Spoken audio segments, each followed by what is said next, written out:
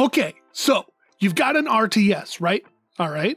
And you got to go out and find materials and bring them back to your ship. All right. But you've only been given 2 units. Okay. And if they die, it's game over and you start all over. So it's a roguelike and something gets carried over to the next playthrough, right? Nope. Oh no. Welcome back to another video here on Mummified Games. I'm Tony, and today we're going to be talking about the action strategy game called From Orbit by Tentacle Head Games.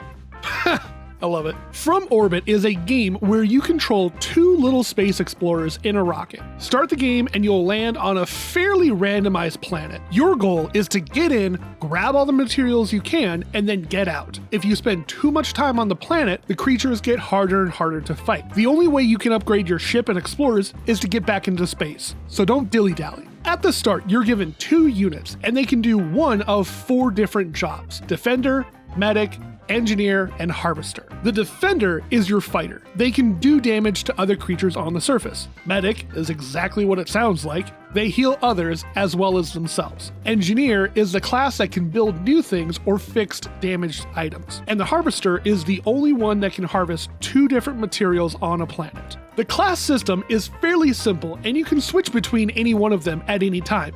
Just need to wait a few seconds and they're ready to go. I found that having a defender walk and explore the map while a medic following the defender was the best way to get around. If you ran into trouble, the defender could take on the alien creature and fight, while the medic just constantly healed the other one. Then, if you ran into some materials or you needed to go fix something, both explorers could switch jobs and do the task at double speed. Once done, back to the fighter and healer strategy. The 2 materials you collect are ore and crystals. You spend these either by building a cannon to give your ship extra defense, or a harvester that can be placed near a large bunch of materials that would take a while to harvest. Then, once back in space, heading over to the store, there are upgrades to a lot of different things. Making cannons hit harder or give them more life. Make the 4 classes better at their jobs. Landmines, ship attack and defense upgrades, and then also giving your explorers more health or something. As well, if you make it off planet with just 1 explorer out of the 2 you were given at start, you can recruit another one to join you, up to a max of 2 explorers. A good amount of options you can choose from. Speaking of only having 2 explorers,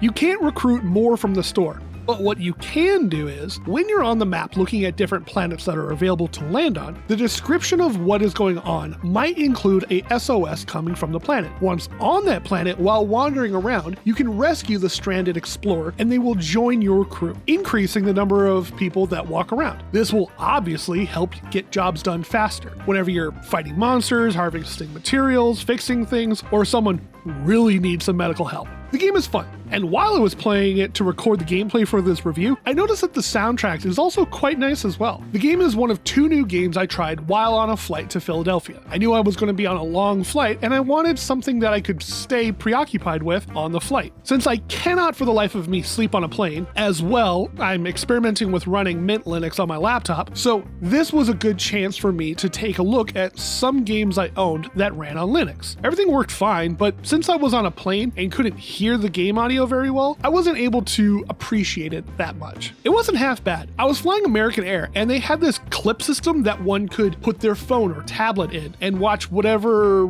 and not stress about having to hold on to their device the whole time. But I wanted to use my laptop, so I folded it all the way open flat and placed it on this clip. So the clip was holding my entire laptop at such a level that the keyboard was behind the headrest, but the entire screen was sticking up above the seat, like an LCD meerkat showing everyone behind me what I was playing. I also had Skyrogue on my laptop from the last flight I took, but since it was so far above the seats, I didn't think other people would be cool if I played a game about shooting down planes while flying in a plane. So I played this and the next game I'm about to review for most of the 3.5 hour flight from Phoenix to Philadelphia. From Orbit alone is not enough to keep me entertained for a cross-country flight. Really should have read the part of the itch store page where it says average play session is, quote, about a half an hour. But for those back and forth half hours hot potatoing between this and the other game, it wasn't bad. It had decent controller support. I played on this flight with a 360 controller because there is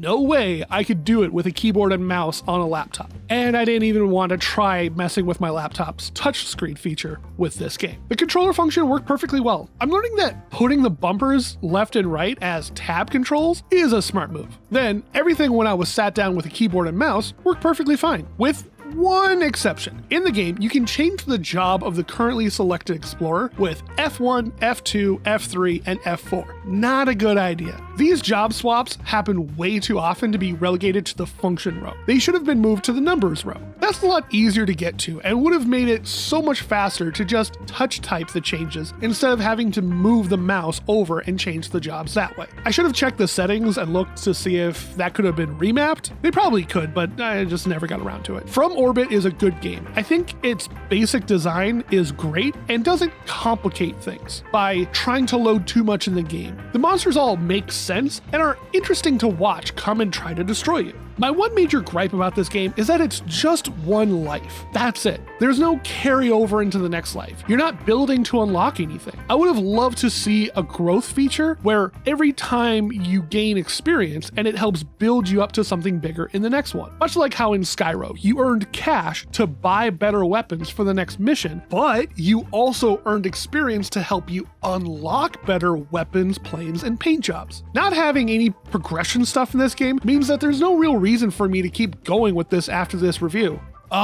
Beans! But I didn't get all the way to the end, and that means I can't add it to my finished games list either. Oh well. Anyway, what do you all think of the game? Has anybody else played From Orbit? If you have, what was your favorite thing about it? I really liked the ice worm monster. If you haven't played it, what other games that are similar to this one do you like? Let me know in the comments. In the meantime, I'm going to go touch down on an unexplored and sometimes hostile world known as my bed. You all do the YouTube dance. Like, sub, bell, comment your thoughts, and tell someone that you know about these videos. And as always, friends, keep digging. We'll make it out sometime. See you in the next one.